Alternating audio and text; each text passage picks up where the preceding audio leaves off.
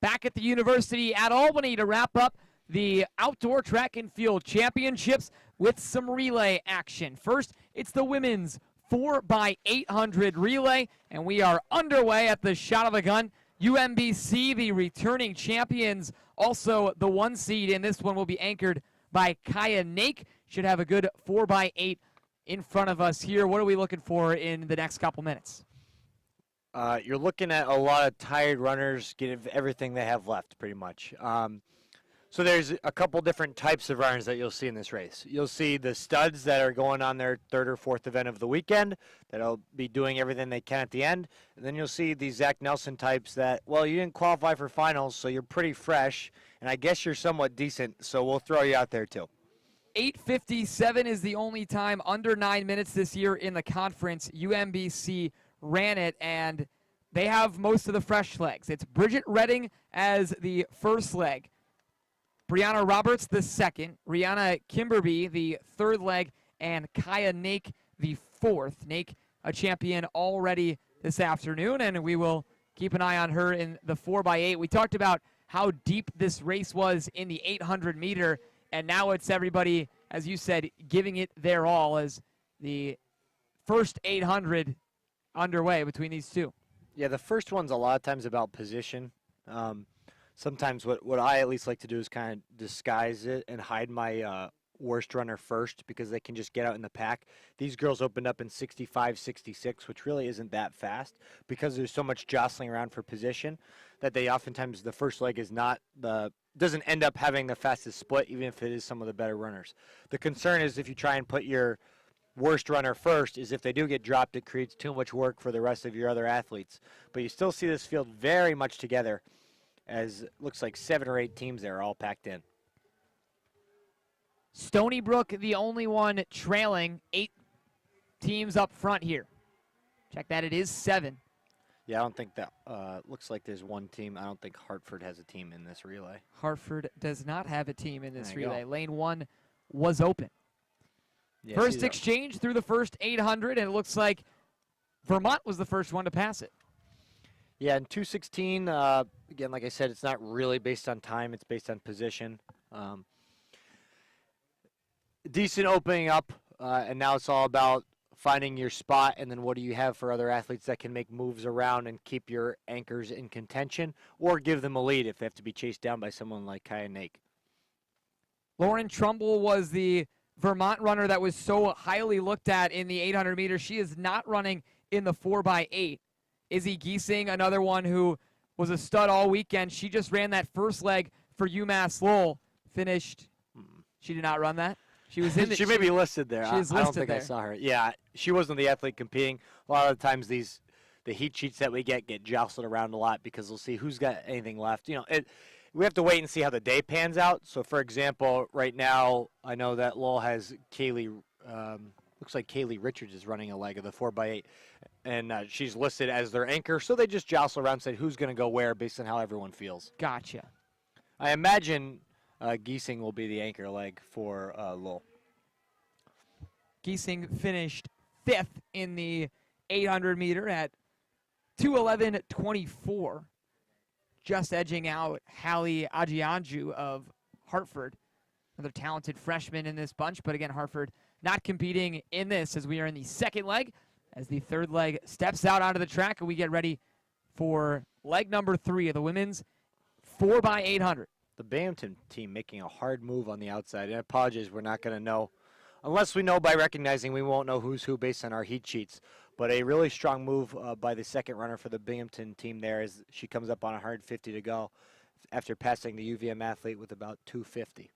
Again, as far as seeding goes, it doesn't necessarily matter too much given the fact that a lot changes throughout the course of a year, and you run your best 4x8 with 4 women who may not even be in this event today. But Right. UMBC was the 1 seed, UVM the 2, and UNH the 3. Of course, UNH has Danielle Gajewski and Shannon Murdoch at their disposal should they choose to use them. Binghamton with a pretty nice lead here through the 2 legs. Yeah, 2:14 on the second leg is pretty strong effort by Binghamton's second leg there and able to get them a pretty good lead.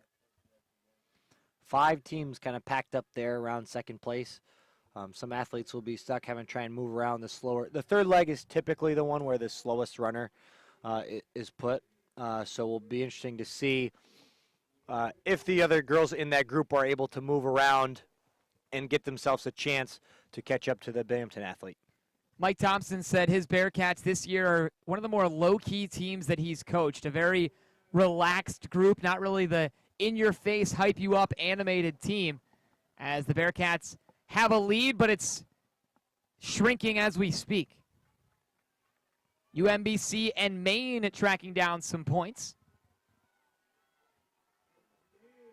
Black Bears have not won anything yet this year, as the second lap of leg number 3 in the women's 800 or 4x800 meter relay.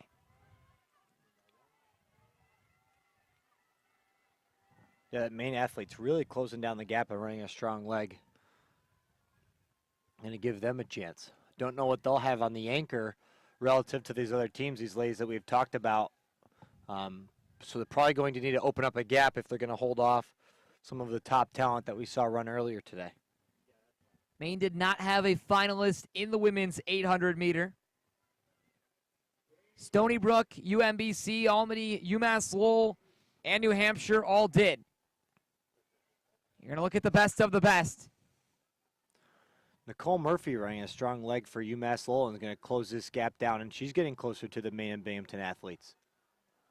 She might actually make a move around. That could give Izzy Giesing a real chance to win this for UMass Lowell. Murphy gets around the edge, and they're going to give it to the freshman from Bradford, Vermont, in Izzy Giesing. Binghamton's going to have a really small lead going into the final leg of the women's 4x8. Yeah, 2:19 by the third leg there for Binghamton. As you expect, is probably their slowest leg. But quickly opening up as their anchor. Pretty aggressive start, trying to get a gap on Giesing. Because the one thing, it's tough to be the hunted, so if you can create a gap, you're much better suited than letting the opposing athlete run right on your shoulder. So it's a strategy to open up a big gap right away. Just depends on if that hurts you, taking the first 100 out very hard. UMass Lowell has about a lap and a half to make up the deficit. Nake is moving really strong for UMBC now up to third. I think she got the baton in 5th place, and she's quickly closing the gap. She has to do a lot of work to get up near first and second, so it'll be tough to say whether she'll be able to pull out a win, but she's certainly giving it her best. Kaya Nake ran 2:08 in the women's 800 meter a couple hours ago. She finished second to Danielle Gajewski of New Hampshire. The Binghamton lead shrinks as we speak. UMass Lowell on the hunt. Yeah, you're wondering if that 62 to open things up was a little bit too fast as Giesing is quickly closing down the Binghamton anchor. Izzy Giesing, an outstanding freshman. They knew she would be good, but they didn't know if they could count on her to dominate. And here she goes, taking the lead for UMass Lowell in the final couple legs of the 800 meter. Yeah, 200 to go. The question's going to be, does the Binghamton athlete have a kick left in her legs after getting caught? And it looks like she's going to try for it, as she's going to make a move on the outside on the turn. Here we go, Binghamton and UMass Lowell to finish it. Giesing needs to find what's left in her. She has burned it out this weekend. But in the final 100 meters plus, here we go. The 4x800 in the women's. Look at the teammates running out onto the track to support their teammates. Looks like Binghamton's going to hold on. A very strong leg. Impressive to get out, and then when she got caught, to find a little something left to be able to pull away and get the win for Binghamton in 9:02. Binghamton wins the women's 4x800 meter.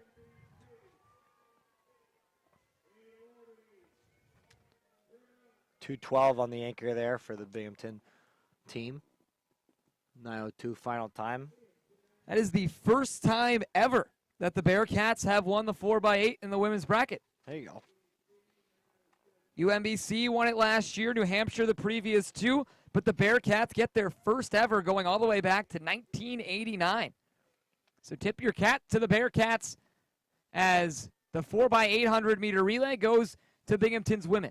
Yeah, a lot of credit needs to be given to that second leg for Binghamton. When they hand off, after the first exchange, a lot of teams were together, and that Binghamton second athlete really opened things up when she ran a 2:14 on the second leg and gave them a gap. For their third leg, ran 2:19, then able to close things out with a 2:12 anchor, a big enough gap to be able to hold on and get the win for Binghamton.